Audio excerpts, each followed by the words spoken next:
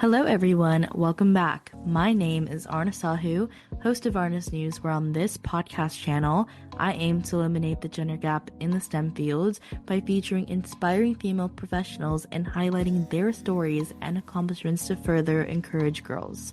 On today's episode, Is such a good way to go through life, because if you are so sure you know exactly the path that you're going to go down, there's a lot of people that do that and they have a lot of success, like kind of pre-planning their career path. But there's also an opportunity for a lot of success in being willing to let the universe, or whatever you want to call it, provide you opportunities that like you could never foresee. Like I could never, it would have been genuinely impossible even 5 years ago, 10 years ago, to plan what I am doing in my career now. It's the perfect thing for me, but I never, like, we wouldn't have known it was possible. And so if you're open to let me look out for the opportunities, and if they draw me in, go for it. It's a scary way to have a career, but a really fun one. hello everyone, welcome back. My name is Aarna Sahu, host of Aarna's News, where on this podcast channel, I aim to eliminate the gender gap in the STEM fields by featuring inspiring female professionals and highlighting their stories and accomplishments to further encourage girls. Today, I am pleased to announce our guest, Nicole Leffer.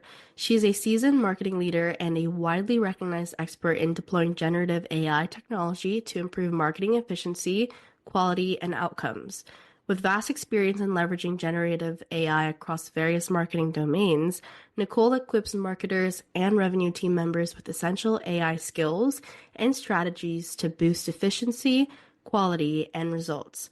Her AI training sessions for marketing teams and online course gives marketers immediately actionable insights to integrate generative AI tools like ChatGPT effectively into workflows and maximize AI's potential across projects and strategies. An early adopter, she has 3.5 years of direct hands-on experience using AI tools and strategies, complemented by a year of leading a B2B solutions as a service marketing team that utilized AI. She began training other marketing leaders and teams on how to effectively implement generative AI full-time in early 2023. And today, she provides AI training solutions to marketing and GTM teams at all stages of AI adoption, helping accelerate their artificial intelligence transition and build their skills to achieve marketing and revenue goals. So thank you so much, Nicole, for being here today. Before we dive into the questions, would you like to introduce yourself? Well, thank you so much for having me. I'm super excited to be here. And you did a great job of covering it. Now, in the super English form, I help the people who are marketers, so not the tech people at tech companies, to learn how to use AI tools like ChatGPT, Google Gemini, things like that in their everyday work. So it's a unique job in the tech space because it's not like I'm not a coder, the people I'm working with aren't coders. So it's a whole totally different world of being in tech. Absolutely. So my first question for you is tell us a bit about your career path. My career path is completely unconventional, which is, I think, a great way to build a career personally. When I was still in college, I actually started an online chocolate ingredients company. Now, I'm going to sound really, really old because I'm going to say that was in 2004. So that was a very long time ago. I'm going to guess like most of the people listening to this weren't even born yet. Oh my gosh, that makes me feel so old. No Um, worries. But I started that while I was in college. This was before like shopping on the internet was really a thing. It was the very, very early days of that even like, being possible. And I actually, initially, it wasn't an online business. I was just calling people, selling them chocolate over the phone. And it was businesses I was calling to sell chocolate. Somebody asked, do you have a website? I said, oh, it'll be done on Monday, and ran to a bookstore and bought a book on how to build a website for dummies. And this is how it worked back then. It was a whole different world. It took more than a weekend to build my first website. But I ended up doing that for 15 years. So it was really, even though it was a chocolate company, this was before there were websites like Shopify that let you just have an e-commerce store. So we were working with developers and building software, and it was very, very different than it is today to have an online company. And I did all of the e-commerce and I did all of the marketing. I did that until 2020 and then stopped doing that, did some marketing consulting for a little while, decided I wanted to work for one company and got a job as the head of marketing at a SaaS company. So, a software as a service company that sells to other businesses. So, it was a business to business software company. And I was their head of marketing. So, it was technology, it was the tech space because it was a software company, but it was the marketing side, which is not necessarily the same as like doing coding and all of that. There's a lot of tech that's not engineering tech. And while I was there, I discovered generative AI tools. This was way before ChatGPT, brought them on for me and my team, and I just absolutely fell in love with the technology, started using it every day. My team was using it every day. About a year later, it went separate ways from that company, kept learning as much as I could about that technology. I was sharing it with a lot of marketing leaders I knew, and they started saying, will you come train my tech marketing team on how to use this? They need to learn how to use this. And that's what I've been doing the last 2 years is teaching people how to use those tools. So it's been really fun. I love it. I have a blast, and every single day there's something new happening and new to learn, and it's a really fun job. I love that. Like, you kind of said that you stumbled into it, but you enjoyed it. And like it's something that you truly love. Like you just saw something and you went for it. I think that's really, really fun and admirable. It was really, that's kind of been my whole career is I like found something, there was an opportunity, I kind of went for it. I didn't like think it through. And a lot of like seeing new opportunities on the horizon, like maybe before other people. Like I was starting an online company before that was really a thing. Like it was the very beginning of that. I was getting into AI at the very beginning of that. It's worked really, really well for me in my career. It's not necessarily the thing to do for everybody. But if I had told you when I was your age that I was going to be an AI consultant, I would have been like, wait, what? What does that mean? Right? Like that wasn't even a thing. Like nobody would have even had a clue back then what I was talking about. I love that. Like you said that like whatever you're doing right now is something that you're enjoying and as you said, you stumbled into it. So I think that like we are really receptive to the things that we don't know is there. Like if you keep Yeah. yourself open to something, if you're if you're receptive to things out there, then they'll come for you. And you just got to be open in order to receive things, and then you'll be happy from there. That is such wisdom. I love that. It is such a good way to go through life because if you are so sure you know exactly the path that you're going to go down, there's a lot of people that do that and they have a lot of success, like kind of pre-planning their career path. But there's also an opportunity for a lot of success in being willing to let the universe or whatever you want to call it provide you opportunities that like you could never foresee. Like I could never, it would have been genuinely impossible even 5 years ago, 10 years ago to plan what I am doing in my career now. It's the perfect thing for me, but I never like we wouldn't have known it was possible. And so if you're open to let me look out for the opportunities and if they draw me in, go for it. It's a scary way to have a career, but a really fun one. Absolutely. And this is a great segue to my next question, which is what advice would you give someone wanting to pursue a career similar to yours? And do you have any tips to succeed? Yeah. So I think the biggest thing is not to be so sure right when you start that you know exactly how it needs to play out. Like, learn what you can and start doing it, and don't wait to start doing it until you know everything. My career is so fast moving, you're never going to know everything, right? Like, you have to just dive in and start. Don't get like the fear of not knowing enough or the imposter syndrome or anything like that. Don't let that get in the way of trying and making your way and carving your path. And so I think that would be like the biggest thing is, and not necessarily going like, I didn't know when I started doing what I do now exactly what it was going to look like. It was like, okay, I have this idea. I'm going to start moving in that direction. I'm going to put myself out there. And as I did it a little bit, it started shaping itself. And that, again, some people really need a specific plan, but I think also a lot of people get very hung up on, I have to have it all figured out before I even start. just start. Like you're never, if you don't start, you're never going to start, right? So like just actually bite something off and chew, like go, and you can learn as you go. Absolutely. I love how you Was there said like, a question? oh, it was just like, do you have any tips to succeed? But I think you already answered that part.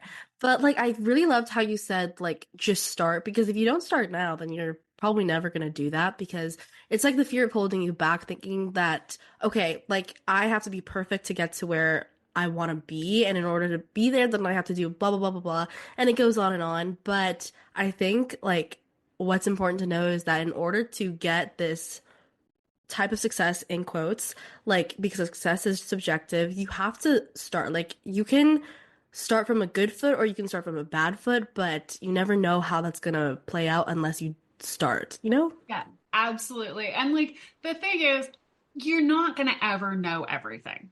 And so you can feel like I need to know more to be able to do it, but you're actually not ever going to know everything. Now, that's not saying like I wouldn't at 17 years old go, I'm going to go advise CMOs how to do something in their company, right? Like you're not going to be remotely qualified for that if you've never worked in a company or done anything. Like it's not like I'm saying just dive in like way over your head on day one.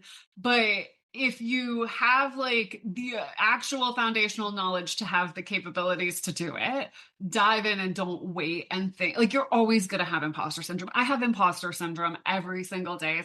I work with companies, Series A startups through Fortune 50 companies, some of the biggest household name brands in the world, and I go post on LinkedIn and I have imposter syndrome. Like, why would anybody listen to me? I'm like literally household name brands pay me a lot of money to consult them, and I'm worried about like putting a post on LinkedIn. What are people going to think? We all have imposter syndrome. Don't let that be the thing that holds you back. Absolutely. And my next question for you is, what is a common myth about your profession that you want to debunk?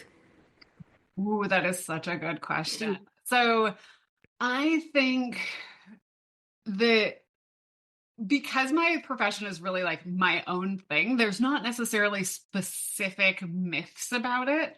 But I would say, like, the idea of consulting and AI in general, like AI period, is that there are actually genuinely like experts that know everything. Right? People have this expectation that there's people who know, like, I know way more than the average person, and I am an expert. But it would be impossible for me to know everything. And a lot of the other piece I would say is that a lot of people think to work in AI, you have to be technical, and you don't, because there's this entire side of AI. While I work in AI, I do not know how to code. I don't have a clue how to code. I'm not that kind of technical. I know how to write. I'm a really good writer. I'm a really good communicator. I'm a really good marketer. And because of how the technology has changed, that's what you need to be able to work with this technology. And so there's this like entire liberal arts, English, like, psychology. If that's the stuff you air to, like you naturally gravitate towards. You're not a math science person, you're a writer, you're a reader, you're, a communicator. This is a space for you. And I think a lot of people think you have to be math and science to do AI, and it's really that's a myth, because really there is a huge space for people who are not great at math and science within the AI space. Absolutely. And I think like when you're a student, you are kind of split into either you like math or you like English, and there's like nothing in between. And then you realize, like, okay, if I want to go into tech, that means that I have to be good at math and that's it. And I can't do any, and I can't have any of the other soft skills. Or if I'm good at English, that means I can't enjoy math or science. And that's like total bogus, because you can enjoy both things like equally, if not more. And I think just knowing that, like, tech is a place for everybody, regardless of what your background is and what you're like passionate for. Because like it's a place where it's always changing. So we always need new perspectives, new ideas. Yeah. And regardless of what you might enjoy, this is the best place to be, in my opinion. It is so much fun. And it's so like constantly changing in a really exciting way. It's really, really cool. And I will just add on that, like, honestly, for like using AI, like that piece of being in tech, the people who are the most suited to succeed are not the coders, engineers, science, math types. The people who are the ones who are going to like really blow it out of the water and be the most sought after are the English, the writers, that type. So like there really is a space for everyone. But there is a piece of AI that is absolutely the science, coding, math people, but there is also an entire part of it where the people that are going to be in demand when it comes to AI in the long term in this industry are going to be more that other side that we get split into. So if you're somebody listening and you're like, I'm a writer, how could I do tech? Like, this is the kind of tech to do. 100% agreed. And my next question for you is if you could step into my shoes or your younger self, what would you have asked yourself that I didn't? Ooh, can I actually just tell myself something instead of ask Oh, myself yeah. something? Yeah, of course. Um, I would tell myself two things. I would tell myself that one, it does not matter at all what anybody else thinks of you because no matter what you do, somebody is not going to approve. Like literally, there's nothing you can do that there won't be someone who is judging you for it. And it's really never about you, it's about them, right? Like any kind of judgment against you is really what somebody thinks of themselves and their own stuff. It has nothing at all to do with you. So just like, it doesn't matter what anybody else thinks. Very hard to like really internalize that, but I wish I understood that a lot younger. The other thing I would tell myself is throughout your life, you're going to get a whole lot of advice from a whole lot of people. And it's always usually going to come from a really good place and people who have your best future at heart, your best intention. You know, they have good intentions and you should listen to it. Like you should hear it, you should take it to heart, you should not turn it off. However, you should only take it if your gut tells you it's right for you because everybody is giving you advice through the lens that they received. Like, you know, like either their own life experience, what they wish they had done, what had worked for them. It's all through a very limited perspective, and that perspective might not apply to you.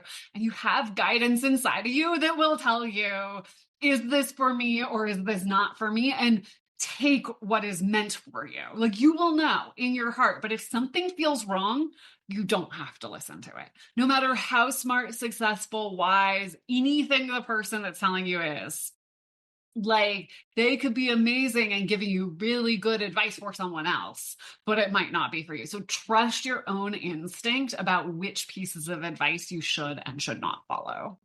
Absolutely. And I love what you said there. Like, um, people are always going to judge you. Like, it could be as simple as wearing the color pink or just like parting your hair one way. Like, people are always going to judge you. So, like, if they are, you might as well live your life while you're at it and do things you truly enjoy, you know? And then And if they're judging you because of something in their own head that has literally nothing to do with you. It could be because their mother used to say something to them about how they parted their hair, or there was a girl who was bullied them when they were little that wore pink. I mean, it could be like this, but it's never actually about you. It's about absolutely. It's about them. And the second one, like, just take things with a grain of salt. Like, I really love how you said, like, even like the most prominent, like Steve Jobs, Bill Gates, like, even though they have like so much fame to their name, you know, that rhymes, but even though they're like so famous, if the advice that they give to others doesn't quite fit you or like fit your needs or anything like that, then you don't have to you don't have to believe in that. You know, take things with a grain of salt because in the end, it's kind of just you who shapes your future. And if you want to keep one thing and not keep another thing, then that's up to you, you know? absolutely. And it could just make such a big difference because I think a lot of times we feel like we have to listen to everything somebody smart said. And or we don't want to listen to any of it. It's like there's an either or, like all in or all out. And it's instead just treat it like a buffet of a salad bar. You go to the salad bar, you pick the vegetables you like, you leave the ones you don't. It's not that they're not all healthy. It's just they're not all for you. So I love that analogy. I love that. And then my next question for you is what are the best resources or books that have helped you find your career path? so Finding my career path, like if you want one to just help you figure out what you like, what you don't, what's good for you, that kind of thing. The best book I've read on that was called What Color is Your Parachute? And that's a really great book for like finding a career, changing careers, like self analysis, getting to know yourself as it relates to a job. But then I would say like other books have just been very like impactful, especially as an entrepreneur, but also I think kind of like life help books that I apply to my career all the time that are not necessarily like find your job, but as much as like thrive in whatever you do. I think one of the most impactful was a book called Essentialism by Greg McCowan, something like that. But it teaches this idea of how you identify what is actually the most important because there's so many different ways you can go. I like you got to know what you should do and what's important versus what's not. So I think that was probably that's been a very impactful book for my entire path.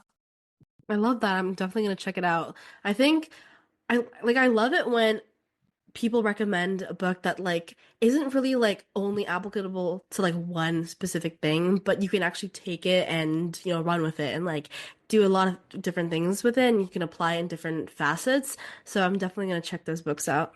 Definitely do.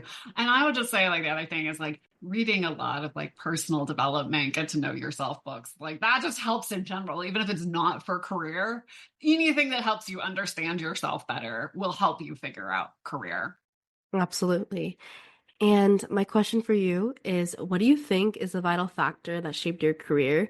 What was your life before learning it, and what was your life after learning it? Ooh, I think for me, a vital factor has been that I kind of started out as an entrepreneur.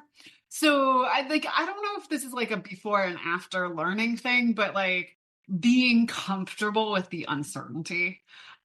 Because I started a business when I was in college that I accidentally ran for 15 years. I always joke that my business was my equivalent of a teenage pregnancy because I accidentally had a business. It was supposed to be like a summer thing to make money in college. And then I did it for 15 years. Like I raised it all the way. And it was like once I had it, I had it. But because I started it so young, I had to get really comfortable very early with uncertainty, nobody telling me how to do things, having to figure things out myself. There was no guidebook on how to run the kind of business I was running.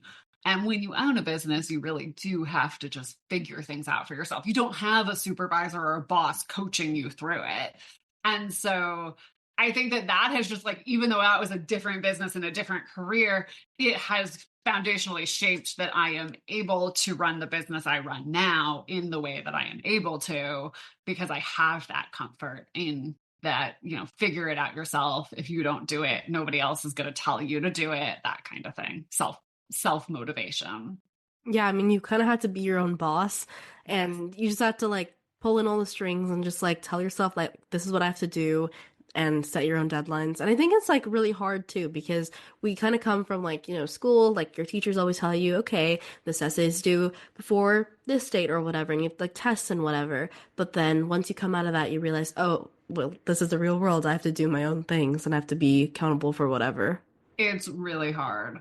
And on the flip side of that, the like other thing that's actually hard that you might be surprised to hear can be challenging is when you're your own boss. Sometimes like a lot of that societal programming can make it challenging for you to accept the fact that if you don't want to work today, you don't have to, right? Like if like there are days when it's like I actually have nothing that I need to do for my business. And I have to like really work on convincing myself it is okay if you want to just go outside, go for a walk, enjoy the world, and not work. Because like we have been programmed through school and society, like the productivity and that kind of stuff. And so that's also a challenge when you work for yourself. Absolutely. And my last question for you is, what's one thing you wish you had known when you began your career? You don't have to have it all figured out. The best parts of your career you can't even begin to imagine. And I think that like I don't know very many people who, like, at the beginning of their career, like 20 years later, are where they ever would have imagined. There's a few, but like the vast majority of people end up going twists and turns they never could have imagined. But like, I think when you're starting, you feel like you gotta have it all figured out. And also, like, I wish I had understood, like, the world is going to also change in ways I can't even remotely imagine. And that's going to affect my career path. So, like, no matter how much you want to plan and control, you can't figure it out because, like, you do not have the ability to see in 5 years, 10 years, 20 years what the entire world is going to be like and how that might also affect your career path. Absolutely. Well, thank you so much, Nicole, for being here today. I absolutely love talking to you. Before we end off, do you have any last words to the audience? I would just say if anybody is on LinkedIn and they would like to connect, please feel free to connect on there. Just tell me where you came from so I actually accept you because I have like a lot of requests on there. So start building those relationships now. And then the other thing I would just say, I have to plug, learn how to use AI. Like, not make AI, but like use the tools like ChatGPT. And I know you guys are hearing in school a lot of like, it's cheating or like a lot of weariness around that. Set that aside. I'm not telling you to use it where you are not allowed to in school, but learn how to use it because the second you're out of school, every company wants you to know how to use it. Every single company wants their employees to have these skills. So start learning it. So, like, that will help you long term in your future. Absolutely. Well, thank you so much, Nicole, for giving us such great insights and golden nuggets. I absolutely love talking to you. I love talking to you too. Thank you so much. Thus, that concludes today's episode. If you want to know more about how I relate to these amazing topics, then stay tuned for upcoming episodes. A free way to support this show is by leaving it a 5-star rating and a review on the player you are listening to. Let me know what you enjoy about this podcast, as it's a chance to tell me what you love about the show, and it helps others discover it too. Once again, thank you for finding me, and I hope we stay in touch with each other. Dito, you're listening to Aarna Sahu, the host of Aarna's News. Toodles!